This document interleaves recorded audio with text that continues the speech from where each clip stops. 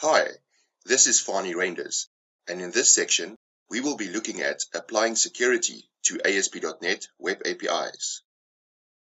Firstly, we are going to look at what authentication and authorization mean. We will be exploring different types of authentication, like basic, forms, and integrated Windows authentication. Then, we are going to apply basic authentication to the bookstore. And lastly, we'll enable SSL and enforce HTTPS. In the previous section, we've created a web API, but now we want to control access to it.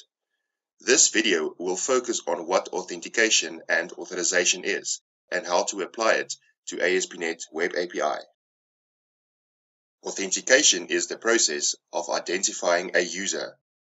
This is usually confirmed by verifying the individual's credentials, like username and password. In computer systems, authorization is quite different from authentication.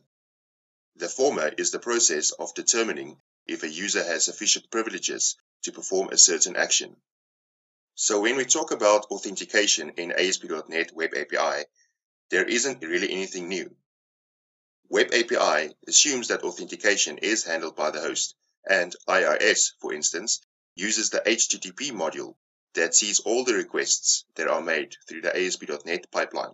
For self-hosted services, we should consider creating message handlers, which get executed before the controller that contains authentication logic of our service. Authorization happens after authentication.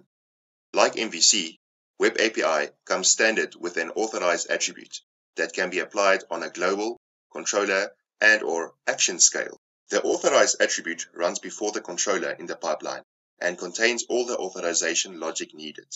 In cases where the authorized attribute must be overridden, we can use the allow anonymous attribute where applicable to allow non-authorized users to access the controller or action. Now that we understand authentication and authorization, in the next video, we are going to look at different types of authentications available.